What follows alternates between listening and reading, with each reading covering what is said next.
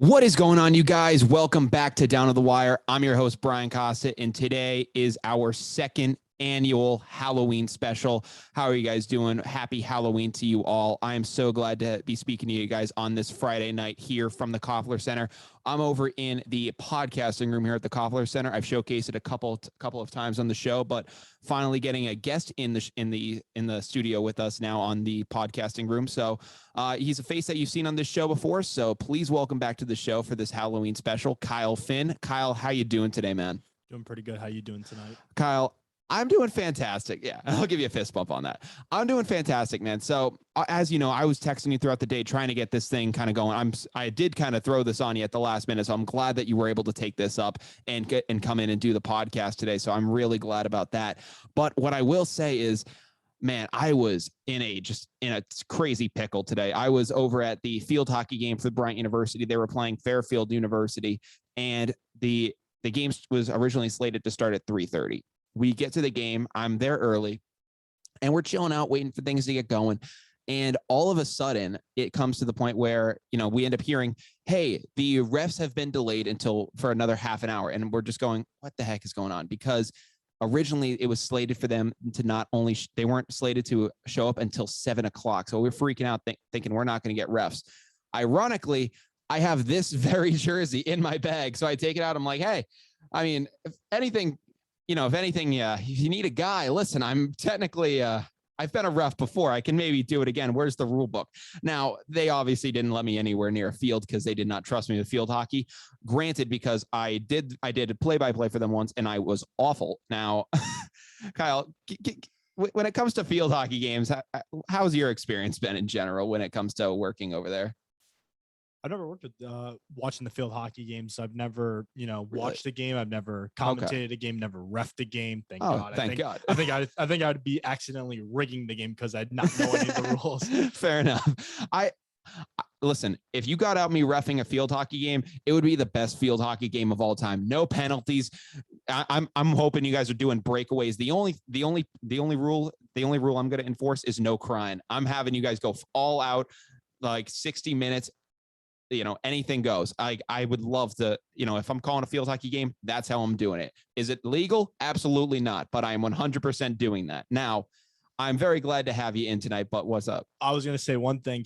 He taught me today that field hockey has quarters. I did not know that before because I never watched the game before. So thank you for teaching me about a little bit about field hockey today. Absolutely. You know it, man. So listen, I will tell you this. I'm so glad to be in here on a Friday night talking some sports with you. So the first thing that I want to talk about is the World Series. Obviously, the Houston Astros and the Atlanta Braves, it's currently tied up 1-1 right now. As I mentioned on my last episode with Tyler Stringfellow, I have to say pretty much everyone in the nation right now is a Braves fan besides the people living in Texas. The Atlanta Braves are America's team, man. And we gotta do anything we can to support them at this point. Well, they were America's team back in the 90s. They went to the World Series basically almost every year until they won it in 95. Yeah. But now is the opportunity to be America's team again. Houston Astros, they're a bunch of cheaters. Oh, yeah, they're a bunch of bums.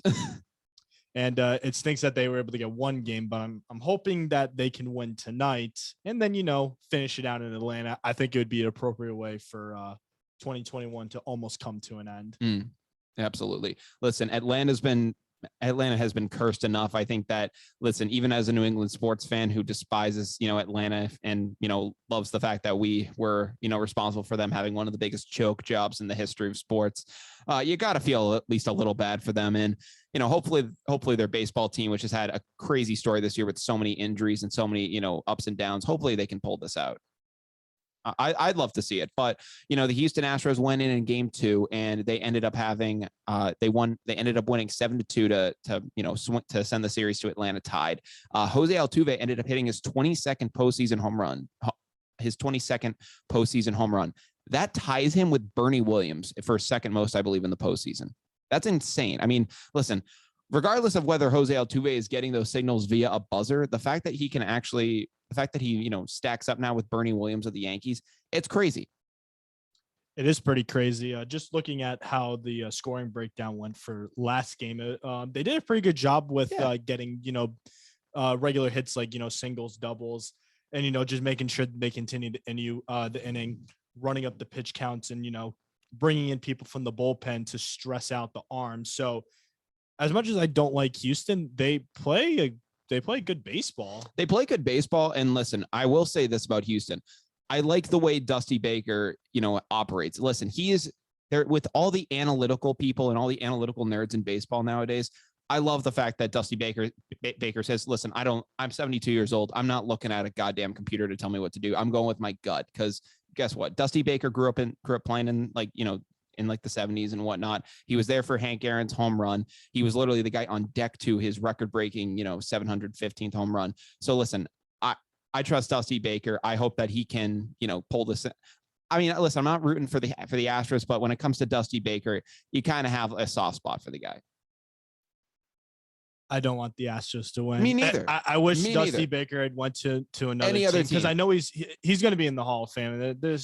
There might be a little bit of an argument though, but he should be able to get into the Hall of Fame, no problems, no questions asked. But I just don't like that he went to the Astros. Yeah, if he had gone to any other team, took him to the World Series, it would have been. I would want them to win. Yeah, it would have been a feel-good story, because especially Dusty Baker was a very clutch player, but when it comes to him as a coach, he just unfortunately hasn't been able to get over that hump and win a championship. He fell short with the Giants. He had his seasons with the Cubs where things didn't fall through. And then even the Washington Nationals, where he had Bryce Harper for many years, ends up leaving. Davey Martinez comes in and they end up winning the World Series off of that. So, I want Dusty Baker to have some success. But I do agree with you. The team he chose was, in all honesty, the wrong one. Now, another big story in MLB news that I want to touch with you tonight on is it's a very funny story, but also very serious at the same time. So listen, I know you were very aware of, I've talked about it on the show before. The Cleveland Indians, they are, now they're making an announcement that they want to change their name to the Cleveland Guardians for the 2022 season. Terrible name. Yeah. Listen, regardless of what you think of the name and anything like that, I will say that, even if Cleveland had come out with a really, brilliant name, the rollout for it was very sporadic. It seemed like they didn't have any planning that went into it, regardless of whether they did. The rollout for it, I don't know if you remember, it was very just all of a sudden, it was just we're the Guardians now. Here's a video by Tom Hanks. And it was what the heck is going on? Well, I remember what they did was, I don't know if this is true or not though, but I think what they did was they had asked fans to submit in potential names and they would consider them.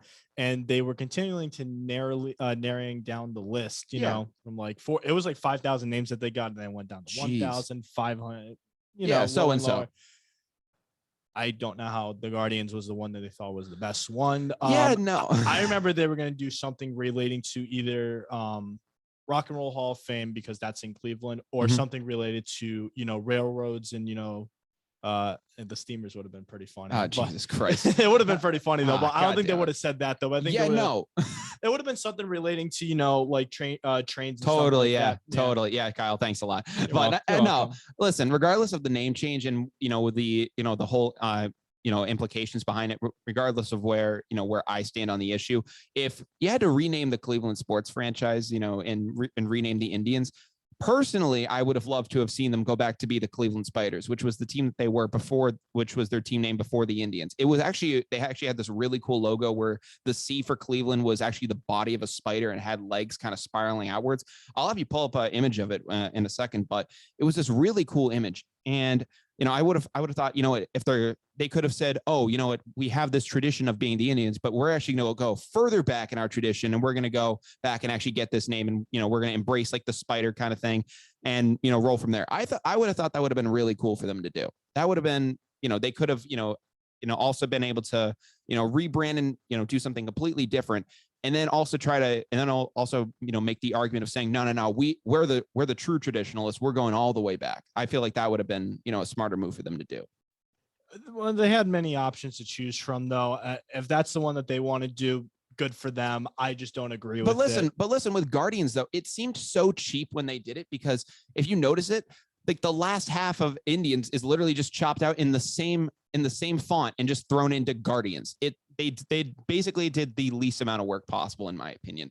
And it kind of shows now, because the big story going on is that they're not going to be the only Cleveland Guardians in the city of Cleveland. At least for right now, that's what we know, because currently there is a roller derby team that is suing the Cleveland Indians for this soon to be name change. So I didn't think that roller derby teams even existed anymore. I thought that died out in like the 80s, but apparently roller derbies are still pretty popular, Kyle. I had no idea about this. Listen, people have hobbies that they like to continue to do, and that must be the reason why, though. That's the reason why they're still back, is just because of hobbies. I mean, people got bored during the pandemic, and they had to find some way to do, maybe rollerblading down the street. And listen, like, you know what? Maybe let's start a team. That's what I would have thought, but this team, at least this team name has been around since 2013. So at least for a decade, these people have been out doing this. I swore I thought roller derbies, died the same day as leg warmers did.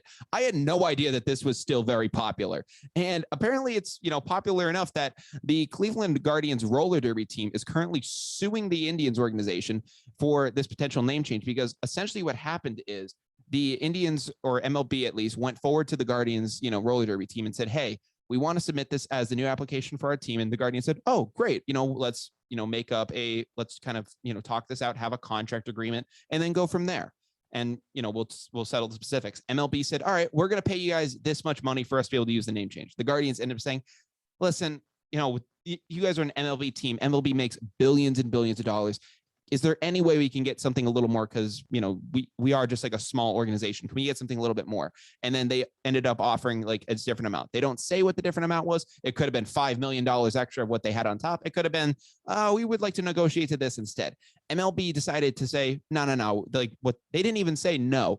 They just didn't reply to them. Then what they proceeded to do is they got the copyright rights to the Cleveland Guardians in a small African island nation called I believe Mauritius. It's a tiny little island off the coast of Africa. They got the copyright. They got the trademark in that territory. And technically they're saying, oh, well, because we have the trademark, we're now allowed to use it. It's insane. I don't understand how you do that. Like, how the heck can you even pull that off? That doesn't, and because of that, I'm saying that doesn't seem legal. The Guardians are obviously suing because of this. Well, simply what's going to happen is there's going to be there's obviously going to be, courts and all that stuff. You're going to hear both sides, though. But at the end of the day, you're going to have MLB lawyers, Cleveland Indian lawyers, soon to be the Guardian. And, they're going to have the top of the top lawyers coming in there. And I wouldn't be shocked if we saw a little bit of, under the desk, like, paying, just to make sure that the MLB comes on top, though, because they got the billions, and usually money speaks most of the time. Kyle, they have the billions. So that's why I'm just like, why can't they just pay these guys and just say, okay, we're going to give you whatever it is. Just shut the heck up and just let us do whatever we want. Like, everybody's petty nowadays. Listen, like teams pay players absurd amount of money that aren't even close to being good when they know they're not good. So I'm just like, the Red Sox gave Rusney Castillo freaking $73 million. Like, how the heck can we not? That man should be in jail for robbery. Yeah, exactly. How the heck can you not pay off a stupid roller derby team? Like, what is it going to take for these guys to say yes? Like, did you offer them like 10 grand and say like, oh, that should take care of them? Like I'm just gonna be honest. I feel like MLB probably lowballed the guys. Like, I gotta be honest with you. Like, it just sounds like what MLB would do. Because guess what? They make a ton of money, but they don't want to give any of it up. Like any sports organization. But MLB they're like the kings of that. Well, at the moment right now, they're going to need to do everything that they can to hold on to every pretty penny that they got, because along with that situation, there's going to be money involved with that. Yeah. But they're also going to be having a potential lockout soon, because there's the new bargaining agreement. So. I have heard about this. That does actually make me really scared as a fan, because we haven't had that since 94, I believe it was. No, 97, I think. It was something around the 90s. Yeah. Yeah, I would probably say around the 90s. I think it was around 97 was when the lockout occurred. So listen, I'm not trying to have another lockout and have a strike shortened season or something like that. I want to have, actual baseball going on. I hope that, the collective bargaining agreement and everything like that can be settled this offseason, because I don't want to be starting a season in July again. We already saw what that looked like during the pandemic. I don't really need to see that happen again. I didn't really watch much baseball during 2020 because I knew at the end of the day, whoever won the World Series were fraudulent. They deserve asterisks, and that's frankly what the Dodgers deserve. Yeah. And we clearly saw that again this year. They won 106 games, dominant during the regular season, but they just can't get it done in a normal postseason in a regular 162 season. They just can't do it. Yeah. As soon as they were eliminated, Mickey Mouse was trending on Twitter under baseball. As it should. Yeah. Cause it was just saying, listen, a 60-game season. And unfortunately, the Dodgers have had quite a very, very impressive run in their time. They've had basically regular season run. Yeah, but I mean, listen, in terms of like pure dominance, they've had about a decade of just dominating the NL West and being a very good regular season team. 2020, unfortunately for them, honestly could have been their year just in general, and everything could have come together. But regardless of it, it's always going to be looked at with that asterisk. I will give you that. I don't know about that. You have Trey Turner and Max Scherzer on your team, which they didn't have last year. Yeah. Do you think they would have won it all last year? I mean, they had even two 90 plus overall players. I'm going by MLB the show ratings, but this was their year to really, we're here to say we are the real champions, but they choked. So yeah, they did end up choking, but I mean, again, Atlanta, I said this on my last show. You know who Atlanta reminds me of this year? They remind me of the Philadelphia Eagles that ended up winning the Super Bowl. That's who they remind me of this year. Why? Because they're just oddballs who their oddballs have been plagued by injuries, and they just seem like a team of destiny at the moment. Are we comparing Ronald Acuna to Carson Wentz? Now, honest to God, he could be. Ronald Acuna is like in the top 3 best players in the sport. He is a godsend when it comes to baseball. He is amazing. When the Braves lost him, it was basically okay. Chop, season's over. Let's see you guys. Try again next year. Like no one thought that they had a shot after Ronald Acuna went down. I was very doubtful after that because I'm like, listen, they just lost their star guy. They also lost Mike Soroka, who was supposed to be their number 1 pitcher going into this year, and things just were not falling their way. So that's who they reminded me of coming into this year, especially because going into the Super Bowls when no matter who we were facing, it was always like, the Patriots could lose this game because of X. The Patriots, need to do this because X team can do this better. I remember going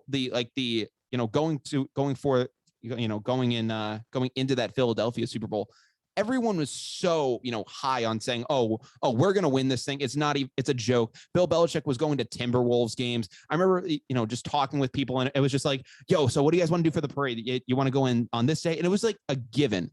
And that's what it kind of reminds me of, because the Braves made the postseason with 88 wins, and it was like, all right, the Brewers kind of have a free pass the second round. Oh no, they kind of got tied up there, and it was like, oh no, the Dodgers now they're gonna dominate and do their thing, and it was like, oh no, the Dodgers are now gonna go out. So listen, the Astros, I think will give Atlanta their best overall shot, but listen, Atlanta's got a shot, and I think they can do their thing. But again, with Cleveland, I really would find it funny if they're forced to have to do another name change in shame. I would love that. Now, is that going to happen? Most likely not, but I would love it if they had to kind of, bow their heads in shame and just say, okay, we're going to have to do another name change. We're actually going to be the Cleveland baseball team for the 2022 season.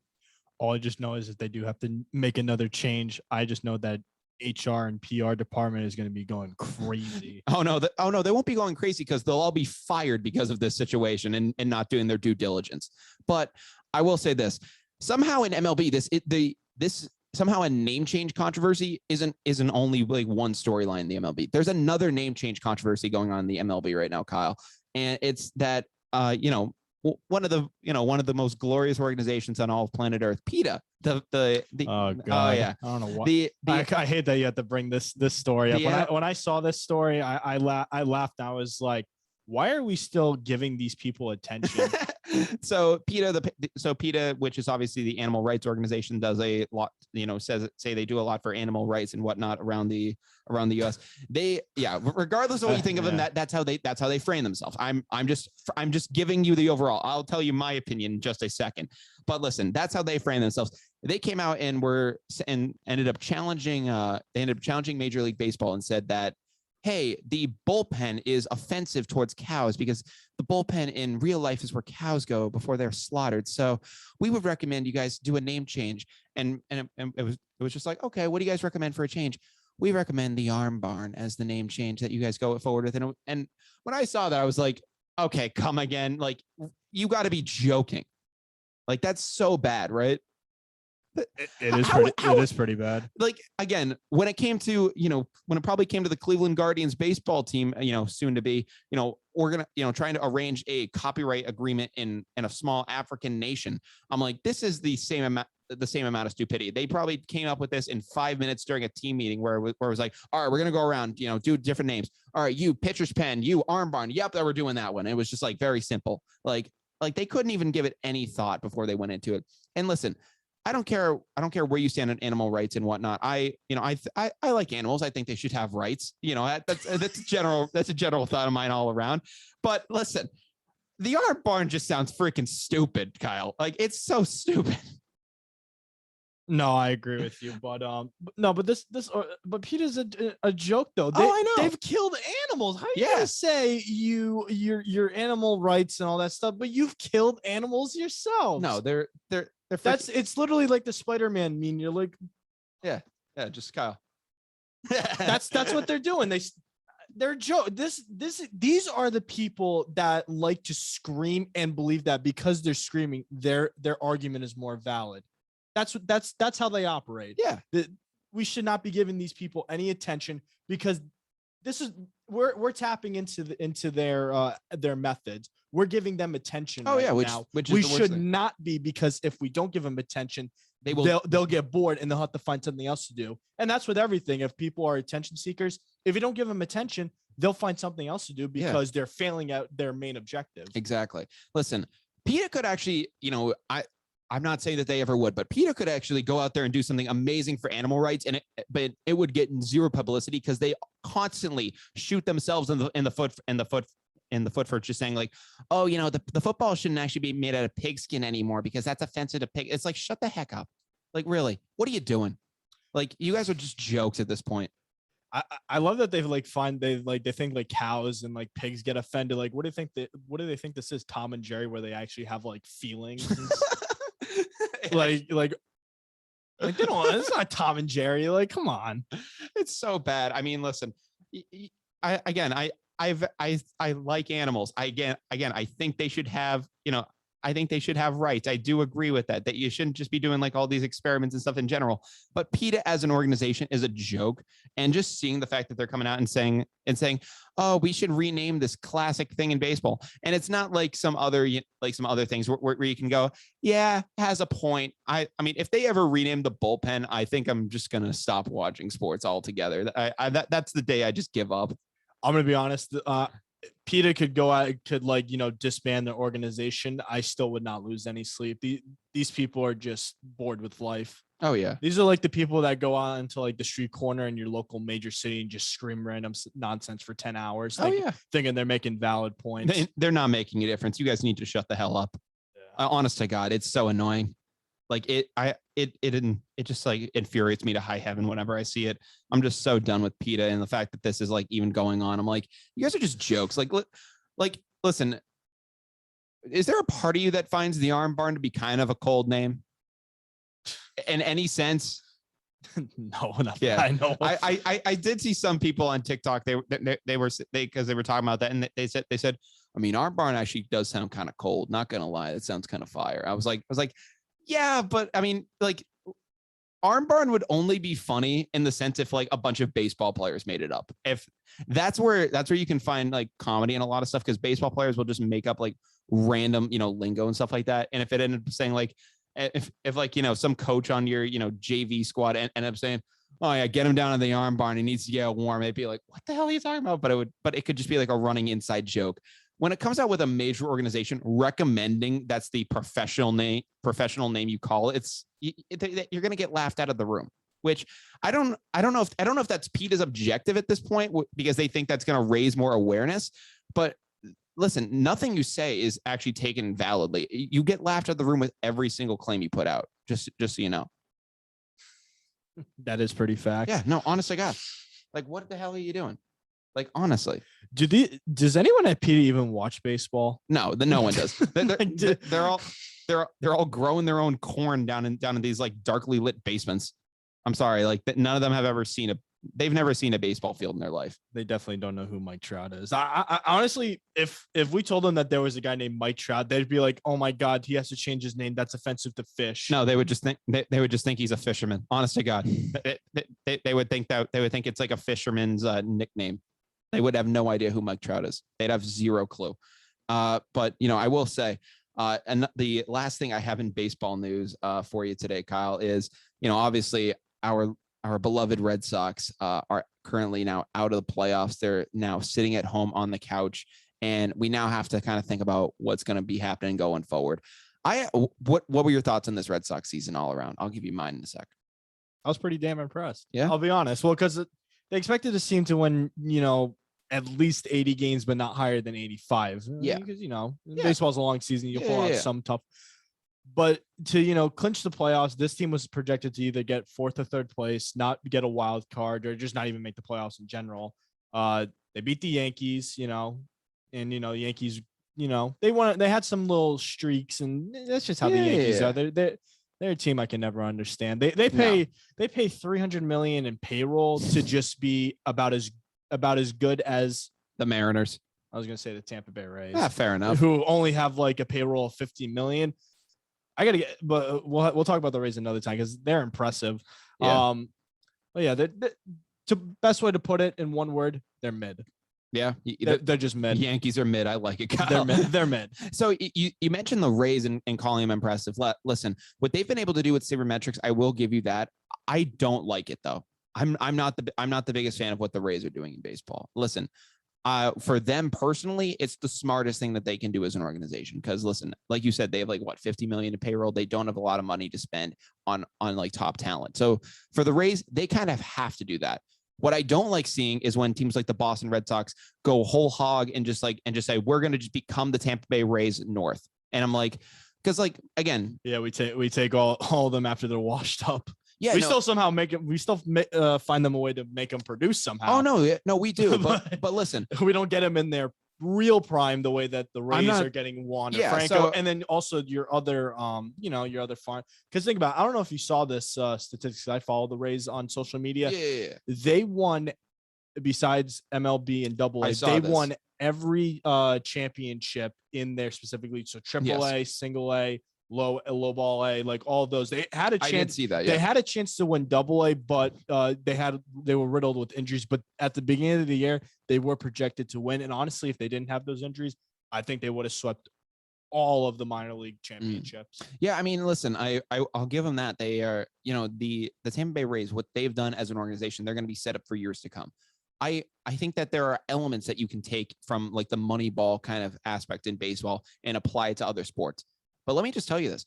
No Moneyball team has officially ever won the World Series. The Rays came close. They made it to Game 6 and decided, oh, we should pull Blake Snell out. But I still would have given them asterisks, unfortunately. No, again, you could have still given them asterisk, but they were the closest team to do it.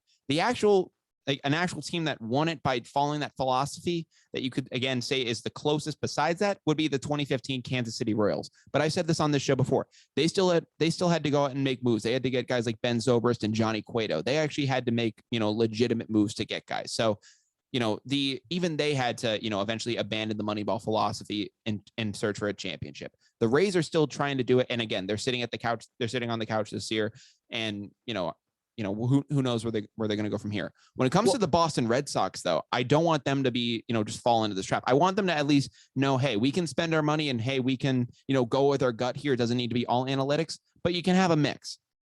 Well, I was going to say there actually have been Moneyball like teams, not exactly the way like the Oakland Athletics are when you see the movie Moneyball, but like, low budget, they don't usually have a chance at winning.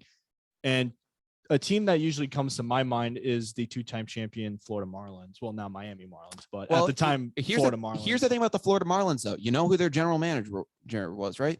It was Dave Dombrowski. Yeah. So, his goal, he literally when he ended up taking over the franchise, he put every single, penny he could into getting guys. I think he won a championship with them, and then he ended up, and then I think it got torn down again. And then the Marlins built it up again for 2003. They went all in, 7 years later. And then it all fell apart again. And now they haven't won a World Series or even been to, been beyond, I believe, the NLDS since. The only time they've made it there since was the 2020 season. And again, they made it to the Wild. Yeah, again, asterisk. So listen, Derek Jeter, I don't know if what's up? You can agree with me on this though, but I think Derek Jeter intentionally wanted to work for the Marlins to intentionally sabotage them because he was that he was that butthurt about the 2003 World Series. He made it a life goal to be a part of the Marlins organization and completely trash. That is such BS. Well, when have the Marlins had a winning season since he's been on? Well, why would you invest all that money into a franchise? He's loaded. He's literally with Jordan. Literally, he could go up to Michael Jordan and be like, "Can I please have $100 million just because I'm a part and I'm one of the greatest baseball players of all time?" And he would give it to him. You think that Derek Jeter bought the Marlins to sabotage them? Yeah. Oh my God. He seems like that kind of petty person. Dude, Derek Jeter, come on. You got to be joking with me. What?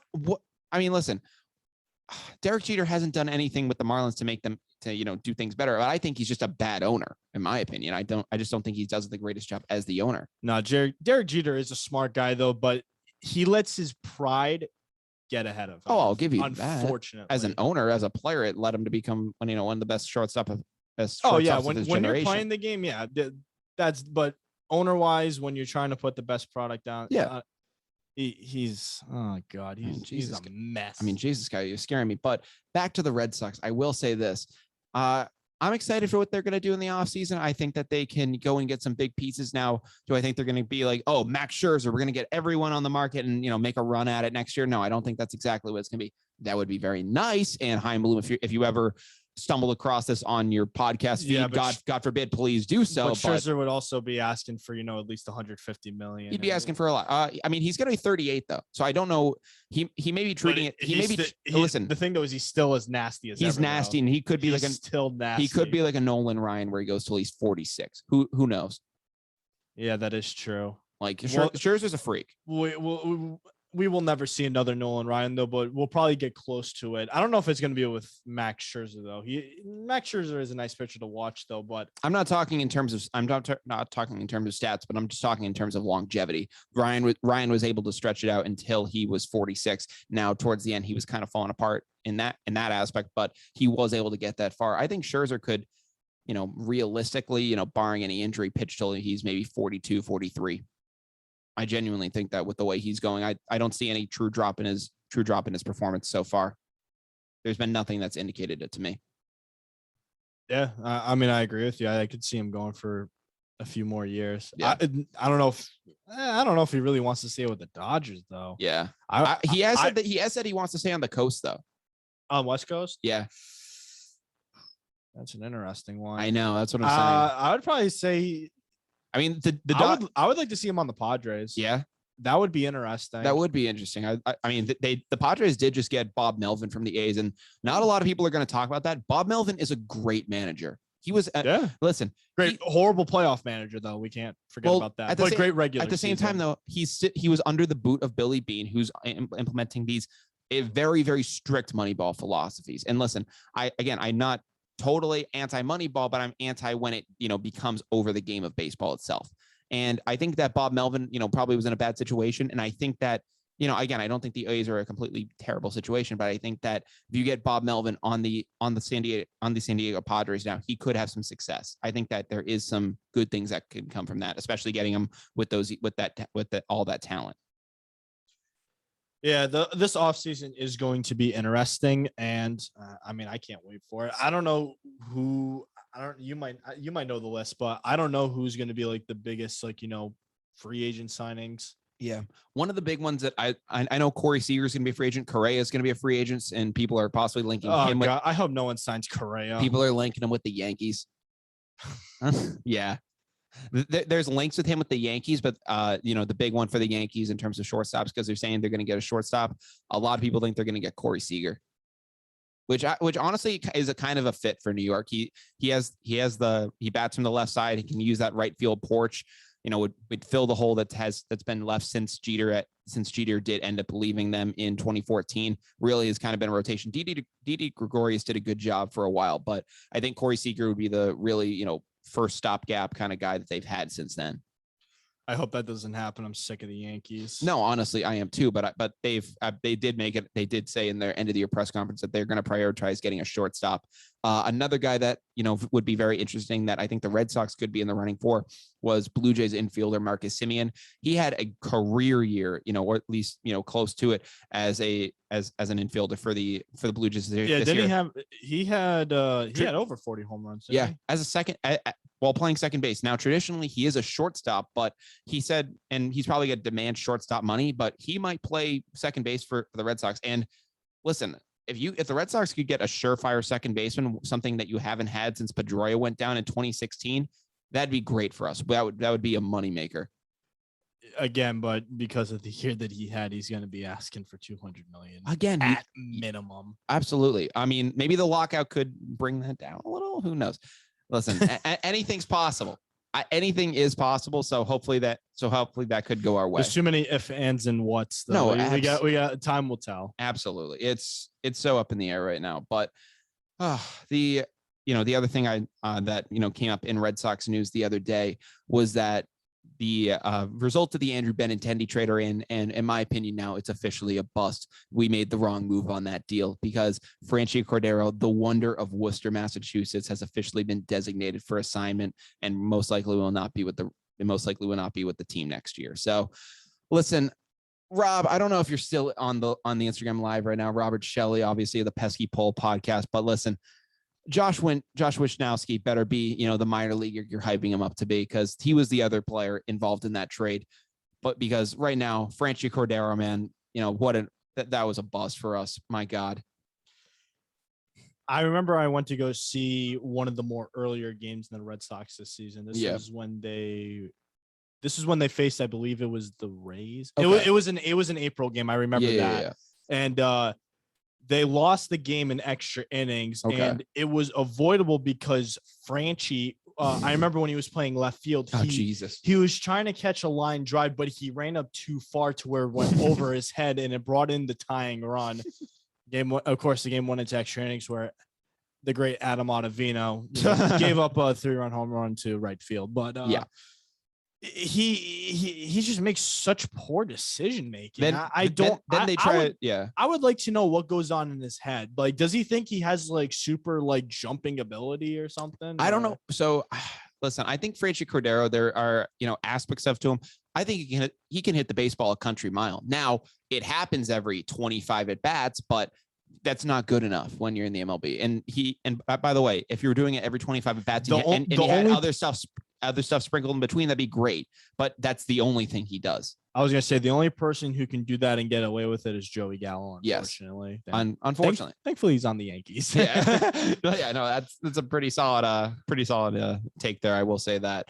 But, so listen, I'm just going to say, I think the Red Sox could have been in a better situation this year had they had a guy who could play center field or at least, one of the corner positions, and then have Kike be, a more, actually play time at second base, be a more surefire guy and not have to bring in Christian Arroyo and all these guys all the time and have to try out different things. I think it probably would have been better for the team had we had Andrew Benintendi in center, or at least another guy out there who could have done the job well for us. Yeah, I do miss Andrew Benintendi though, but again, we also would have eventually had to, dish out the big bucks, unfortunately. Listen, we would have, but at the same time, I think that you could have made something work. And listen, Benny didn't have a career year this year. He didn't go out and overperform, but I think it would have been a great addition for what you would have had. And I don't think that the deal for Franchy made all the difference there. Well, usually when I expect anyone to go to the Royals, I don't expect them to have a career year. Fair enough. Well, I take that back. I was shocked by Salvador Perez's performance this year. I was not honestly Salvador Perez. Congrats to that man. He had an amazing year for the Royals. He deserves more than one championship. I think he should go somewhere else where they need it. Honestly, because I know Yadier Molina is retiring this year. Yeah, next year. My best guess is him and Adam Wainwright are going to do it together. That makes sense. Yeah, they've been together since 2005, 2006. Yeah, so around it that. is something like that. Yeah. But Cardinals, if you do somehow come across this video, there is your next catcher. I know you guys have lots of money because you're a big market team. I know you can dish out that money. You need a home run hitter. Salvi's your guy. Why not Salvi? Yeah, exactly. You either make a good trade and give up a few prospects, Yeah.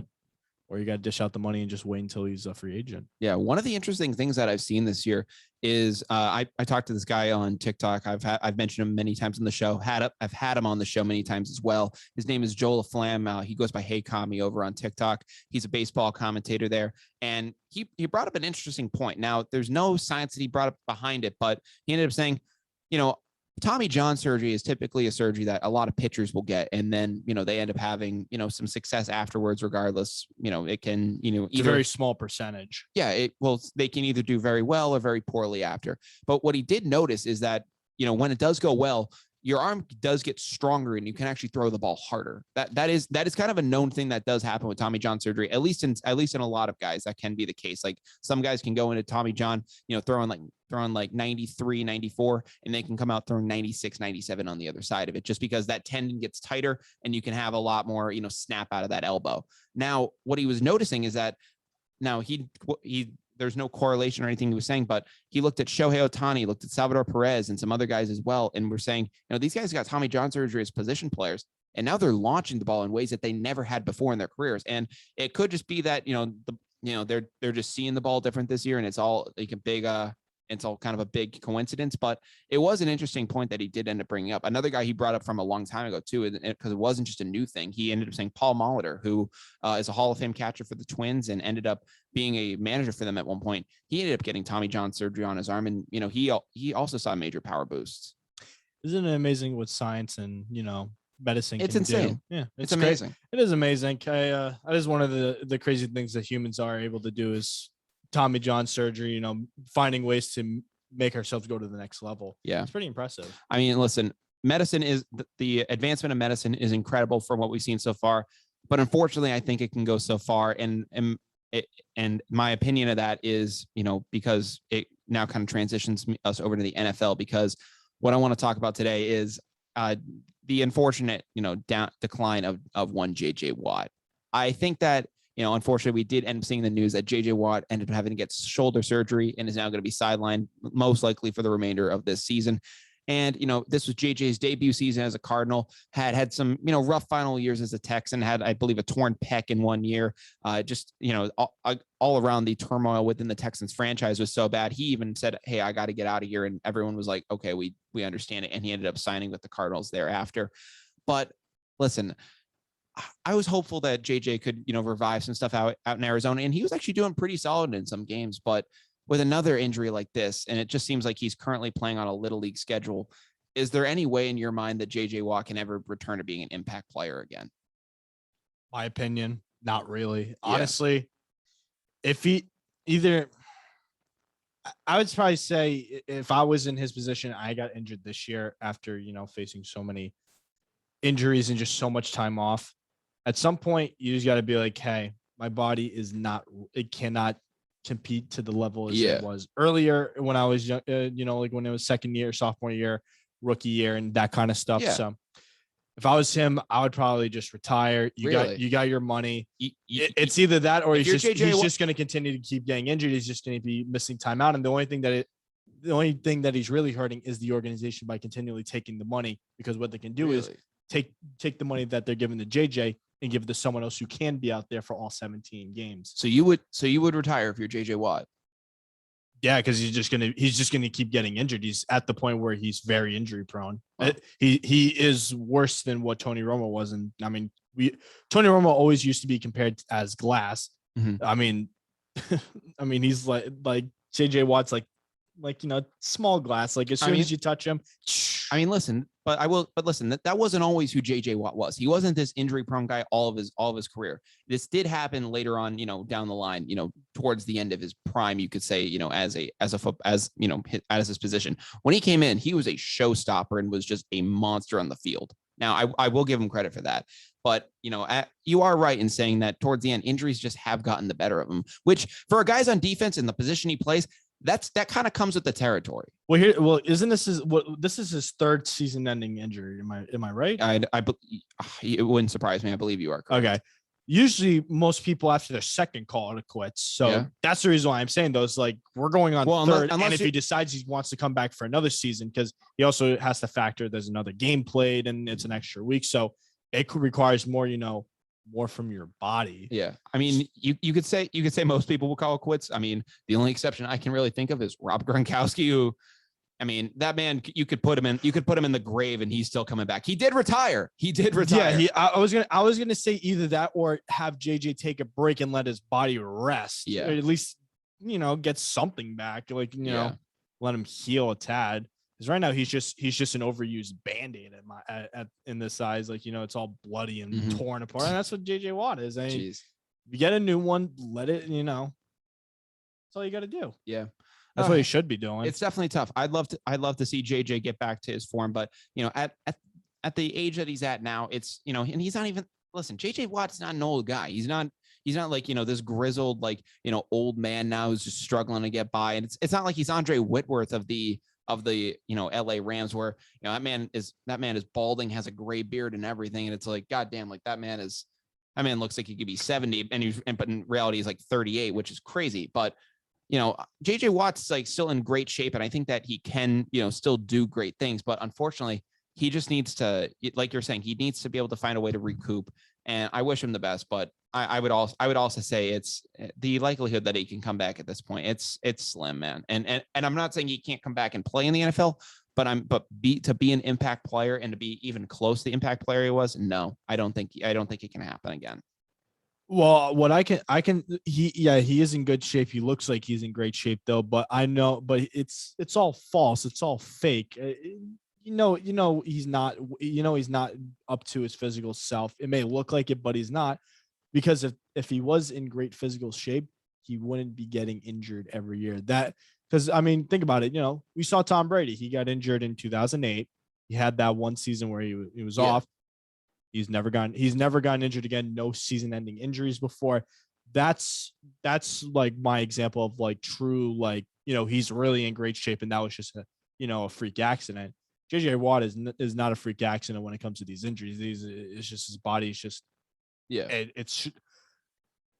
I don't know if it would be far-fetched though, but it's kind of like shutting down on him. Okay. It's like giving him signs like, hey, like, I'm warning you, you got to stop. I mean, I'm broken again. Mm-hmm.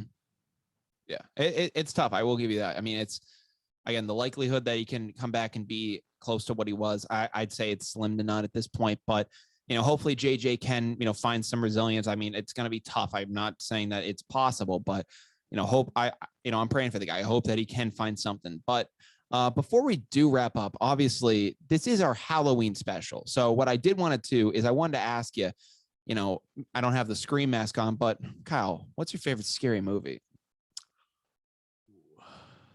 Blair Witch Project. Really? How come? Listen, I just give your opinion. It's a pretty impressive movie of how they were able to make it. Small budget film, about $50K to $100,000. Yeah. They used only camcorder style, shooting for the movie, kind of like how it's like a little YouTube video. Yeah. But instead, they're able to add the Hollywood effects to it. And it's just a good plot line. It's actually like, you're on the edge of your seat. You actually don't know what to expect. And the jump scares are real. They feel natural. And it's kind of like you're in there in the moment with them in the woods. Yeah. I'd probably say my favorite one is Split. Okay. That's probably my favorite one. And listen, I'm kind of a sucker for it because I remember seeing it, literally right when it came out. And it was a very weird thing because, it didn't seem like it was going to be as big of a movie as it was. And I remember going into it, I was seeing kids from my grade like show up. I was like, wow, people are actually interested in seeing this thing. And for what it was, when I ended up seeing that the thing was it was a prequel to Unbreakable, I was like, oh my God, this is amazing. Like I wasn't able to comprehend it. It was insane. And I thought it was a very good movie. I really enjoyed watching it. And I thought it was, a nice return to form for just, in general. I thought it was a great movie. I will say this though, I do have a funny, scary movie kind of, funny story. I believe it was sophomore year, and I was in my English class, and the professor was saying, what's the difference? What do you guys value more, being scared or fearing something, which is something that I've always found interesting within movies. So I think it's very easy to scare someone. And it's like, you can just do a little jump scare and it can freak someone out and kind of, catch someone off their rhythm and make it, and it's a very cheap ploy. But when you can make someone fear something and make someone dread what's coming next, that's when I feel like a movie is at its best. I really love when a movie can, create fear and dread in that kind of emotion within someone. And there aren't too many movies that do it nowadays. A lot of movies just do those jump scares. And during the sophomore year, I ended up raising my hand. I'm talking about this, and I end up saying, there are a lot of movies that do this. And in my opinion, I was trying to say, like, I think I'm, either mentioned a Paranormal Activity, like the later ones where it was more based on jump scares and in fear creating. And I was like, there are just a bunch of these movies. And I guess instead of saying Paranormal Activity, I accidentally said Scary Movie, which obviously, if you've ever seen the Scary Movie franchise, which I had watched, I think I had watched Scary Movie the night before. So it was just on my brain. And as a Freudian slip, I just said, if you see the Scary Movie plots, they kind of just like, they just try to scare you and do all these little, like, cheap ploys. And I remember a girl in my class ends up raising her hand and he goes, those aren't scary, right? And I was like, and I just didn't understand what she was saying. Cause I remember, I didn't think I had said it. But I had, actually said, yeah, Scary Movie, they just like to, do a lot of cheap scare tricks at you. And I just looks like an idiot. That's pretty funny. I don't know if have you seen the new Halloween movie, Halloween Kills? I have not. Have you? I was wondering if my friends wanted to go see it tonight because they wanted to go to a haunted house. Yeah. But the thing though is, it's supposed to be raining tomorrow night, and it's Halloween weekend, so you expect the haunted houses and the corn maze and all those yada yada yada stuff. You expect those to be pretty busy tonight. So yeah. I figured the movie theater would have been pretty dead. And you also can see Halloween Kills on Peacock. So I was like, at worst, we can always just, log into my account, exactly, put it up on your, 50-inch high definition TV. Yeah. Why don't you just do that? Oh, it was just a suggestion I throw because, we'd like to go out and support the movies. I mean, I'd love to go to a theater too. I don't think I've been to one, honestly, since quarantine. Yeah. I've only gone to the movie theater about like 3 times. Yeah. And some pretty good movies I've seen. I've seen Tenet. Okay. Black Widow. What's the other one? I have to think of the other. Yeah, I was thinking about it though. I don't think I've been to. James Bond is the other one. Okay, the nice. New James Bond movie. That's sick. Yeah. No, but I honestly, now that I think about it, I don't think I've been to a movie theater, indoors since COVID happened, just because of the movie shortage that did end up going on. I remember just watching a bunch of stuff on Netflix and whatnot, and that's how I got a lot of my movies. But hopefully there are some things that do come back and I can, start to go to more stuff like that. I will say this. I don't know. How do you feel about Halloween in general? You a big Halloween guy? This version, this current version, because it picks off of 1978, but then comes to 2018. It skips all the other movies. Yeah. I ended up seeing about that. It's weird how they make that jump because in 1978, I don't know, depending if anyone has seen that movie, I expect you guys to see because it's considered a cult classic. But it ends with him getting shot, falling over the balcony, and when I mean Michael Myers, falling off the balcony, and then he runs away and he's not seen. But the thing though is when they pick it up in 2018, he's in jail. Yeah, he got caught. Well, the thing though is like they don't explain how he got caught, because usually like Michael Myers, like even in this new movie, from what I've heard, is he kills everybody in this version. Like he literally has like the whole town, like a group of like 40 people, like a mob come after him, and apparently he slaughters all of them.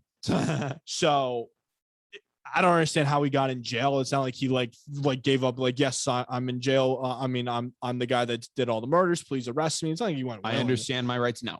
Yeah, I don't understand how they got him in jail. No, honestly, I wish they did it. I wish they explained that in the 2018 movie, because I would have a better understanding. He just didn't end up there like willingly. Yeah, it didn't make a lot of sense. I personally didn't end up seeing the reboot, but yeah, it's just the 2018 one is very good. That's what I've heard. I've heard as a sequel, it's one of the better ones, because they've had some good ones, that they've also had some really trash ones as well. I mean, literally Halloween 3 back in the 80s didn't even have Michael Myers. It was like Season of the Witch. Yeah, that was an interesting movie. Like they tried taking a different approach to it, and people just hated it because they really wanted to see Michael murder everyone. Well, what ended up happening with Halloween 3 is that in Season of the Witch, what originally happened is the first Halloween, what they had in mind was they wanted Halloween as a movie franchise to be like an anthology series. So how you think of American Horror Story, where it's a different story every season or something like that. That's what they wanted the Halloween movies to be, and almost have it be like kind of like a Goosebumps series book. And the original Halloween was going to be like, it was going to be like, oh, we have this Michael Myers guy. This is what we're going to do. And Halloween 2 was literally them just saying like, here's a continuation of the same night. And that's literally what it was. They literally just like made up something, I guess, kind of on the fly. There was obviously work put into it, but they basically said, all right, these guys want a sequel. I guess we'll give them a sequel. And then for Halloween 3, they said, no, we still want to go with this anthology thing. They did Season of the Witch. It bombed. And and then that's why Halloween 4 Return of Michael. Yeah, they just said, all right, we're gonna give you guys what you want. Just pretend that didn't happen. They were like, just get it. We're so sorry. I just love that it kind of makes sense like how it ended with 2 and going 2 from 4, because it ended with him like getting burnt on fire, getting exploded, and they kick it off right where he had been in a coma. And I never understood how Michael Myers was able to survive any, like he's gotten shot with shotguns before. He's literally gotten blown up with dynamite. And the thing though is he's just a normal guy at the end of the day. It sounds like he's not Jason where he's a murdering zombie. Yeah. I don't understand how Michael Myers is so unstoppable. He's a normal guy. Yeah, he shouldn't be put up like somehow like Freddy's like Freddy Krueger is like a demon from hell.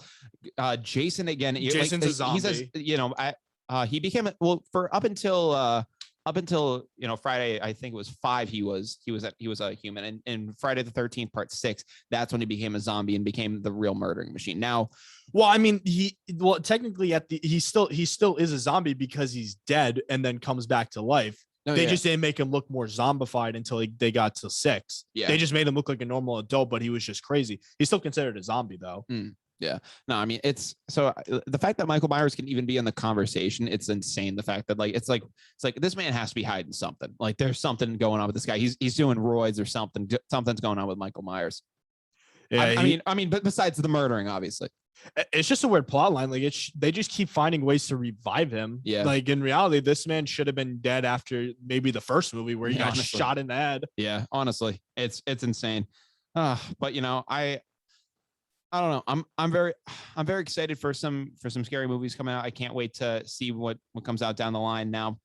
I am excited for the new Scream movie that's coming out in January. They chose an odd time to release it though. I thought they would have had it prepared, but I think what happened was the movie's coming out on my birthday. Oh, yeah. There you go. So, nice little birthday present. Exactly. I mean, I'm not the biggest Scream fan, but hell, go with it.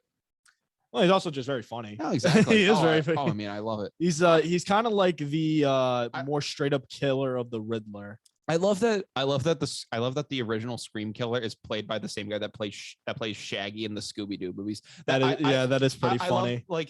I love Matthew Lillard, and I think he's a very great actor. But the fact that I just see Shaggy like trying to it's just like, oh, I'm gonna kill you now. I'm like, I can't. I just see Shaggy the entire time. It's too funny. It's so bad. Yeah. When I do happen to go see that movie, I don't know if it will be in theaters or not though.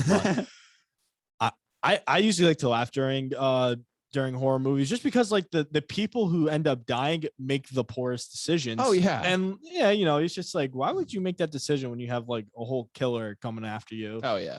It's they're more comedy movies to me than they are actual horror. Like you have to really like go back to the OGs of the 70s. That's true horror. Yeah. And I'll be honest, the people who came up with the ideas of Michael Myers, Leatherface with Texas Chainsaw, we may think they're great movies and everything, but the people who came up with the idea, those are some sick people. Oh yeah, no, 100%. Sick people. No, honestly, God, those people those are sick people. You need to put them into a freaking. You need to institutionalize those guys. Yeah, honestly, I don't like the thing though is like Stephen King, like as great as he is a writer, like he really should be in a mental hospital for like the things that he's thought of and like said, yeah, this would look great in a book. Stephen King has wrote stuff that is so messed up. He's admitted to fearing the stuff that he's written at night. I'm like, how the heck do you even do that as a guy? Like that's insane. Oh, I would like to know, what is your most favorite Stephen King book/movie? I'm gonna go basic and just say It. I mean, I think that Really? I Okay. think it just like was really good all around. Another funny scary movie story that I have, not the parody franchise, but in terms of scary movies was I remember going to see A Quiet Place in theaters. And do you remember? Oh, number 2 or 1? The first one. Do you That is a good movie. I do like that one. going to see A Quiet Place in theaters? It's like it's not talked about enough. It's an experience when you go to see that movie in theaters. It's like one of the weirdest theater experiences you'll ever have in your life. Avengers Endgame and the Infinity War series, those were awesome because everyone was out of their seats going ballistic the entire time and like busting a gut the entire time. A Quiet Place was so interesting because I remember the theater was dead silent. And like I had never seen a theater. Was the theater like pretty packed though? It was packed, but really? you could hear a pin drop. I remember. Really? And okay. unfortunately, I remember that's the movie where I ended up losing my wallet. So I was fumbling under my seat, and any movement I made was just insanely loud. And I just hear everyone going, shh, shh, you're being too loud. And I'm like, I'm sorry, but I lost my goddamn wallet. I remember I'm running out of the theater. I'm going to like the front desk trying to find it. Eventually I did find it on the ground, like under, like by my seat. But I remember just like, everyone's like, you're being so loud. This is supposed to be a silent movie. I'm like, yeah, but like, bear with me here. It was so bad. It was the worst timing of my life when it's come to watching a movie. Yeah, the one thing I am very thankful of is the invention of these. Oh yeah, I do love it because you put your card right back in there, and it's with your phone. So usually everyone does. No one usually loses their phone, and if they do, you can track it down and stuff. Exactly. So I'm very whoever came up with the smart wallet, as they call it. That man deserves to be praised. That man deserves everything in the world. He deserves a statue, the biggest mansion in the world, just everything. Yeah, I mean, he deserves royalty. Yeah, unfortunately, you'll probably never meet him. He's probably over in a sweatshop right now. Unfortunately, it's the unfortunate sign of it. You hate to see it. You really do hate to see it. And Kyle, I really do hate to say this, but I think it is time to now say that we are now down to the wire, which means that we're going to go over everything we talked about in this Halloween special and send you guys off into this Halloweekend. Obviously, Kyle, so glad to get you on the show, man. Again, really enjoyed this episode with you. Anything you want to say before you head out? Subscribe. It's free.